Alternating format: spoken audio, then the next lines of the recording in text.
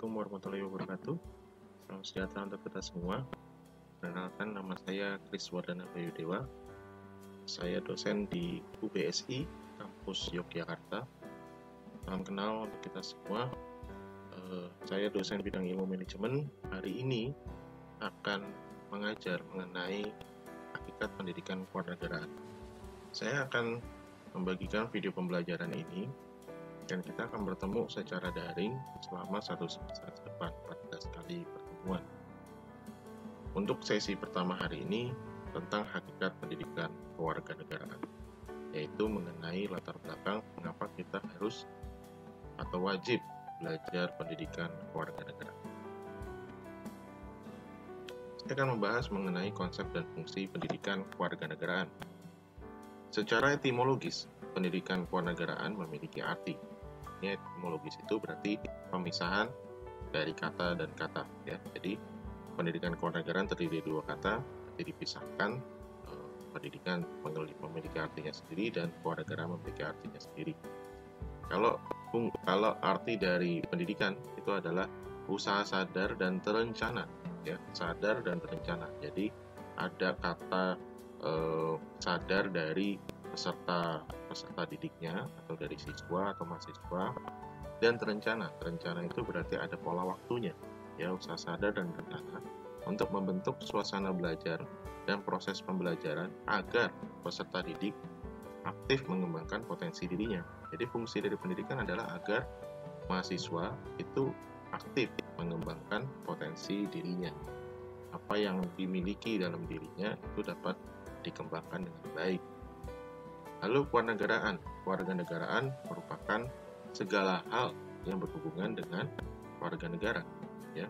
Semua hal yang berhubungan dengan warga negara. Warga negara adalah kita ini semua, masyarakat Indonesia, warga negara yang ada dalam satu negara, ya. Segala hal yang berhubungan dengan warga negara. Itu tadi secara etimologis. Lalu secara yuridis, jadi ada hukumnya juga. Secara yuridis, menurut Undang-Undang Republik Indonesia Nomor 20 Tahun 2003, pendidikan kewarganegaraan bertujuan untuk membentuk peserta didik menjadi manusia yang memiliki rasa-rasa kebangsaan dan cinta tanah air. Jadi pemerintah melalui undang-undangnya itu memikirkan bahwa pendidikan kewarganegaraan ini bertujuan untuk membentuk peserta didik, membentuk mahasiswa, membentuk siswa menjadi manusia yang memiliki rasa kebangsaan dan cinta tanah air. Jadi melalui pendidikan kewarganegaraan ini, pemerintah ingin masyarakatnya memiliki rasa kebangsaan dan cinta tanah air, jadi nasionalis, ya. Itu secara yuridis. Lalu secara terminologis, apa sih terminologis itu? Terminologis itu adalah pandangan-pandangan menurut para ahli. Nah, menurut terminologisnya, pendidikan kewarganegaraan merupakan pendidikan yang berintikan demokrasi politik, ya. Jadi intinya adalah demokrasi politik. Demokrasi itu kebebasan. Politik, ya politik, kebebasan dalam berpolitik yang diperluas dengan sumber pengetahuan lainnya. Ya, bisa sumber pengetahuan ilmu sistem informasi, ilmu manajemen, ilmu keuangan, dan lain-lain. Lalu pengaruh positif dari pendidikan sekolah, masyarakat, dan orang tua yang diproses guna melatih para siswa untuk berpikir kritis, analitis, bersikap, dan bertindak demokratis dalam mempersiapkan hidup demokratis sesuai Pancasila dan Undang-Undang Dasar 1945. Jadi pendidikan kewarganegaraan ini berguna untuk melatih para mahasiswa untuk berpikir kritis. Jadi agar peserta didik itu dapat berpikir kritis, analitis, bersikap, dan bertindak demokratis dalam berhidup bernegara, dalam hidup mempersiapkan demokratis sesuai Pancasila dan Undang-Undang Dasar 1945. Lalu menurut Undang-Undang Nomor 12 Tahun 2012, pendidikan tinggi itu wajib menjadi mata kuliah wajib, ya, dalam bentuk mata kuliah kewarganegaraan, ya, seperti yang kita ambil ini, ya, seperti yang kita sedang bahas ini, ya. Jadi dalam Undang-Undang Nomor 12 tahun 2012 tentang pendidikan tinggi lebih eksplisit dan tegas dengan menyatakan nama mata kuliah kewarganegaraan sebagai mata kuliah wajib. Dikatakan bahwa mata kuliah kewarganegaraan adalah pendidikan yang mencakup Pancasila, Undang-Undang Dasar Negara Republik Indonesia tahun 1945, Negara Kesatuan Republik Indonesia, dan Bhinneka Tunggal Ika, untuk membentuk mahasiswa menjadi warga negara yang memiliki rasa kebangsaan dan cinta tanah air. Itu tadi seperti dalam aspek yuridis ya.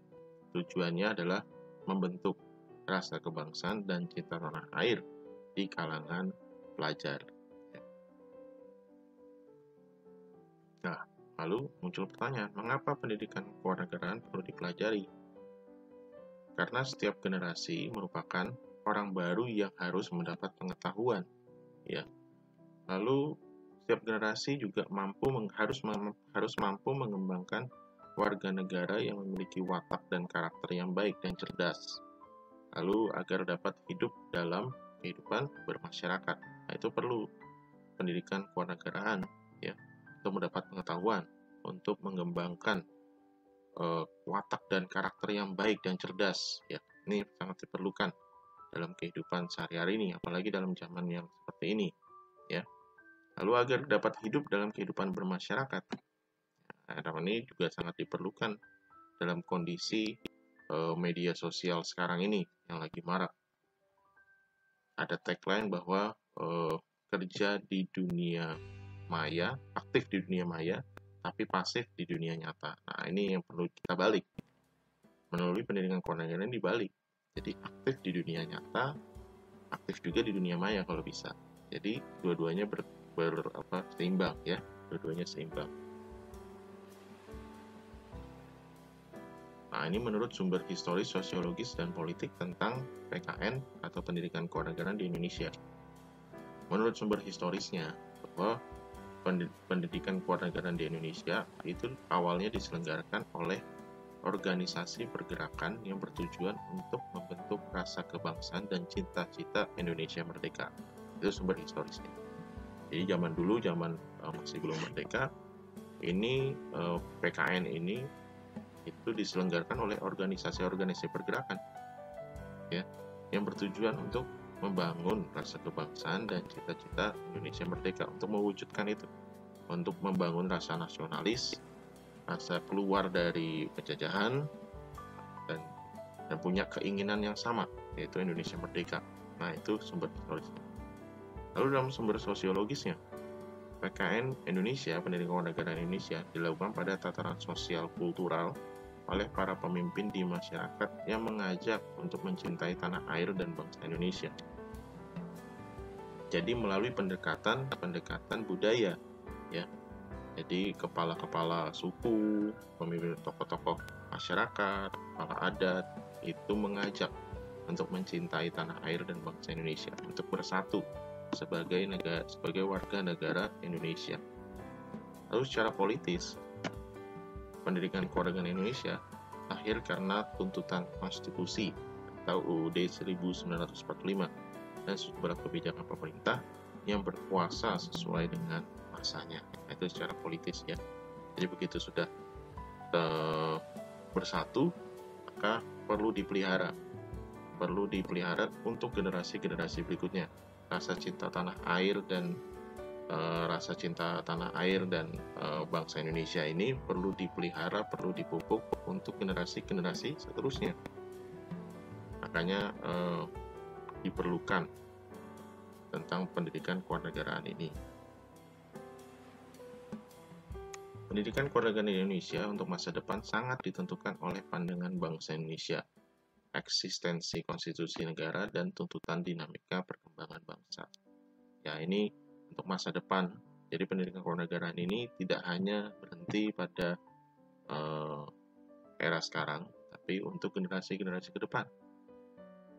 Nah, tapi ini sangat ditentukan oleh pandangan bangsa Indonesia, pandangan bangsa yang saat ini dipengaruhi oleh pemerintah, eksistensi konstitusi negara, dan tuntutan dinamika perkembangan bangsa. Nah, itu sangat dipengaruhi. Jadi ini perlu kita jaga baik. Yang pertama adalah pandangan bangsa Indonesia, eksistensi konstitusi negara, dan tuntutan dinamika perkembangan bangsa. Nah, ini perlu kita pupuk baik. Kita pelihara supaya rasa cinta tanah air dan bangsa Indonesia ini terus terpelihara sampai generasi-generasi selanjutnya. Ya, itu saja yang bisa saya jelaskan. Terima kasih saudara sudah menonton video ini dari awal sampai akhir. Ini kontak saya. Jika saudara membutuhkan jawaban atau ada pertanyaan mengenai mata kuliah ini, silakan hubungi saya melalui WhatsApp. Ini nomornya, dan email kalau bisa. Ya, terima kasih. Selamat berjumpa lagi dalam video pembelajaran berikut.